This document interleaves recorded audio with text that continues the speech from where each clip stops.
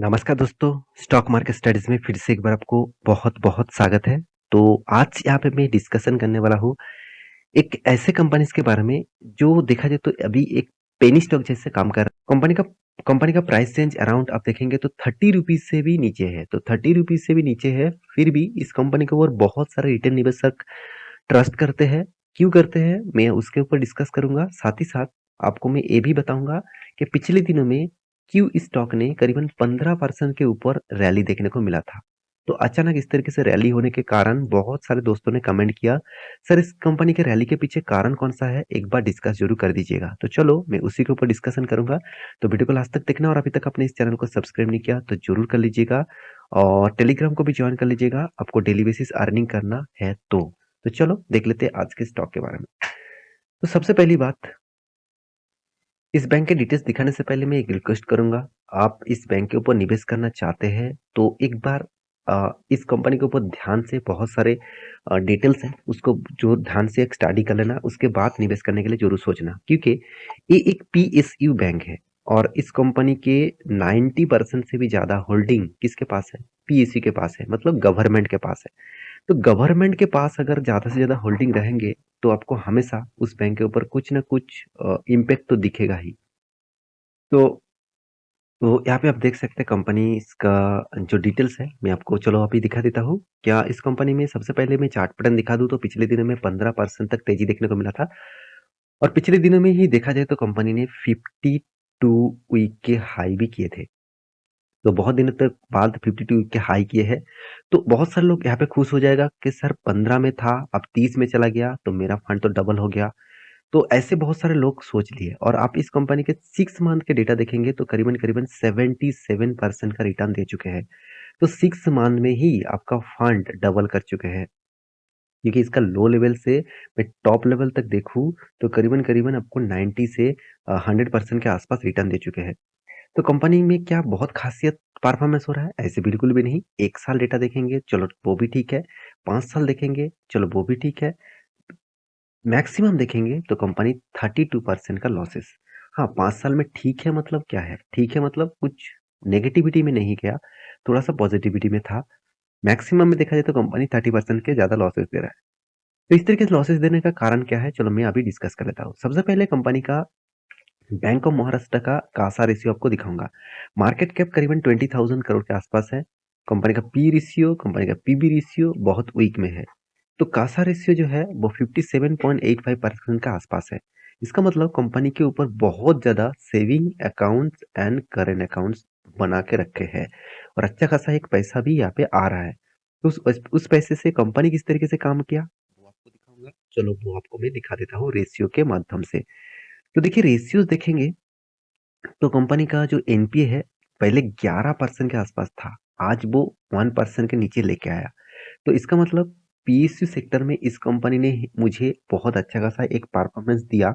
हाँ, ये नहीं कहूँगा कि कंपनी में 0.64% के आसपास होगा तो अच्छा होता, ऐसे बिल्कुल भी नहीं। जो कंपनी 11% के आसपास था, आज वो 1% के नीचे आ चुके हैं, मतलब बहुत तगड़ा कंपनी परफॉर्मेंस किया है। और ये सब कुछ इसीलिए हुआ है क्योंकि इस कंपनी का कासा रेशियो भी ज़्यादा है। तो कंपनी की और भी खासियत है, कंपनी का पैग रेशियो भी बहुत शानदार देखने को मिला। कंपनी का कॉस्ट ऑफ लायबिलिटीज़ भी बहुत शानदार लेवल में देखने को मिला क्योंकि हमेशा कॉस्ट ऑफ लायबिलिटी 3 साढ़े 3% के आसपास होना चाहिए। तो ऑब्वियसली अच्छा खासा यहाँ पे देखने को मिला है। सीआर परसेंटेज मुझे थोड़ा-सा कम लगा क्योंकि देखिए 9% के ऊपर हमेशा हाथ में कैश होना चाहिए, ये आरबीआई का रूल्स है। तो आरबीआई के रूल्स के हिसाब से 9% के ऊपर होना चाहिए, मगर यहाँ पे कितना है 16% के आसपास। तो चलो ज़्यादा तो है, मगर बाकी कंपनी से कंपेयर करेंगे तो इस कंपनी का सीआर परसेंटेज थोड़ा-सा कम लगा। तो कंपनी का return of equities and return of asset दोनों ही अभी वीक लेवल्स में है।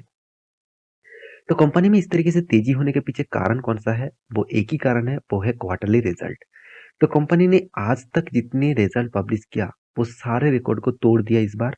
530-35 करोड़ के आसपास प्रॉफिट किया। इसका मतलब कंपनी ने जो पिछले बार, पिछले सालों में जो क्वार्टर्स में रिजल्ट किए थे, करीबन 250 करोड़ के आसपास, उस रिकॉर्ड को भी तोड़कर डबल रेवेन्यू जनरेट किया। पिछले साल क्वार्टर्स में कितना 450 करोड़ के आसपास था, उससे भी 100 करोड़ के आसपास कंपनी ने प्रॉफिट जंप किया। तो दोनों पॉजिटिविटी होने के कारण लोग बहुत बड़ा तगड़ा इन्वेस्टमेंट इस कंपनी के ऊपर कर चुके हैं। तो मेरे कहने का मतलब है, अगर आप इस कंपनी के ऊपर भरोसा रखते हैं, इस कंपनी के ऊपर आपका इंटरेस्ट है, तो आप इस कंपनी के ऊपर ध्यान से सारे पैरामीटर्स को चेकआउट करना। पहले कंपनी का कर्जा देखा जाए तो ज़्यादा है। हाँ, बैंकिंग सेक्टर है, कर्जा तो रहेगा ही। एनुअली इनकम भी अच्छा खासा हो रहा है, हाथ में कैश भी ज़बरदस्त है, सेल्स ग्रोथ भी अच्छा खासा है, प्रॉफिट ग्रोथ भी तगड़ा है। अभी देखना है प्रॉफिट ग्रोथ इस बार अच्छा हुआ कि पहले अच्छा था। तो डिविडेंड यील्ड भी 29% का डिविडेंड कंपनी दे चुके हैं। अभी कंपनी का प्रीवियस डेटा दिखा दूं तो कंटिन्यूअसली कंपनी ने प्रॉफिट ग्रोथ को मेंटेन किया, सेल्स ग्रोथ से कई गुना ज्यादा प्रॉफिट ग्रोथ को मेंटेन किया। कंपनी आपको 10 साल, 3 साल, 5 साल में कुछ रिटर्न नहीं दिया, 3 साल में और 1 साल में बहुत शानदार रिटर्न दिया है। अगर इस कंपनी के ऊपर मैं एक चीज आपको दिखा दूं, कंपनी का कैश फ्लो आप देखेंगे तो ध्यान से देखना। कंपनी का जो कैश फ्लो है वो करीबन करीबन आपको नेगेटिव में देखने को मिला। अभी इसी कुछ सालों में 2020 में, 2021 में एंड 2022 में, इस तीनों सालों में देखा जाए तो कंपनी का कैश फ्लो एक पॉजिटिवली इम्पैक्ट ला रहा है। तो अच्छी बात हो रहा है, पहले तो अच्छी नहीं था। तो कंपनी के जो बैलेंस शीट के बारे में बात करूं तो कंपनी का रिजर्व कंटिन्यूअसली ग्रोथ नहीं हो रहा है। बीच में रिजर्व बढ़ गया था और भी फिर से कम हो गया, फिर से और भी कम हो गया, उससे ज्यादा हो गया। वो यहाँ पे सारे पैरामीटर्स आपके सामने ही है, तो इसको देखकर आपको पता चल गया कि कंपनी में क्या दम है, कितने। तो यहाँ पे और एक चीज मैं आपको दिखा दूं, कंपनी का शेयर होल्डिंग पैटर्न। तो मैं पहले बता चुका हूँ 90% से भी ज्यादा होल्डिंग प्रोमोटर के पास ही है। आप एक बार इसका प्रोमोटर देखेंगे तो कौन है, प्रेसिडेंट ऑफ इंडिया। तो उनके पास ही यहाँ पे देखिए, प्रेसिडेंट ऑफ इंडिया के पास ही 90% से भी ज्यादा होल्डिंग है। उसके बाद छोटा मोटा परसेंटेज एफआईएस ने उठाया, उसके बाद डीएस ने उठाया, उसके बाद बाकी माल जो पड़े हुए थे वो पूरे का पूरा पब्लिक ने उठा लिया, क्योंकि पब्लिक इसी तरह से कंपनी के ऊपर बहुत ज्यादा खुश हो जाता है निवेश करके। देखिए, उसको लगता है कि मुझे अगर मेरा फंड 1 लाख से 2 लाख हो जाए तो मैं खुश हो जाऊंगा। तो इस तरीके से माइंडसेट लेकर अगर निवेश करके आएंगे तो सोचना आप कभी भी बड़ा निवेशक नहीं बन पाएंगे। आज बहुत सारे लोग रोल मॉडल्स के हिसाब से राकेश झुनझुनवाला जी को मानते हैं। एक चीज आप ध्यान से उसका इंटरव्यू देख लेना, वो किसी किसी कंपनीज में करीबन करीबन पान मान के चलिए वो 100 में निवेश करके रखे थे। आज वो कंपनी 50,000 में चल रहा है। तो उसके बाद कंपनी स्प्लिट एंड बोनस दिया, तो अप्रोक्सीमेटली देखा जाए तो कंपनी 100 से 50,000, तो सोचिए कितना गुना उसको रिटर्न मिला। तो फिर भी उस कंपनी के ऊपर टिके हुए हैं।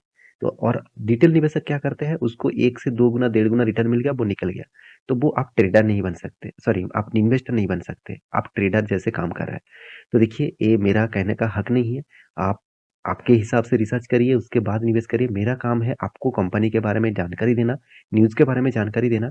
तो यही मेरा काम है। तो देखिए, स्टॉक के ऊपर मैं ध्यान से एक बार मैं आपको डेटा दिखा दूं, मैं आपको एक ट्रेंड लाइन ड्रॉ करके दूंगा। देखिए, यहाँ पे जो ट्रेंड है, आप इस ट्रेंड को ध्यान से देखिएगा। तो यहाँ पे जो ट्रेंड लाइन है, उस ट्रेंड लाइन को यहाँ पे ब्रेकआउट किया, और ब्रेकआउट जो हुआ है बहुत स्ट्रॉन्ग वॉल्यूम के साथ।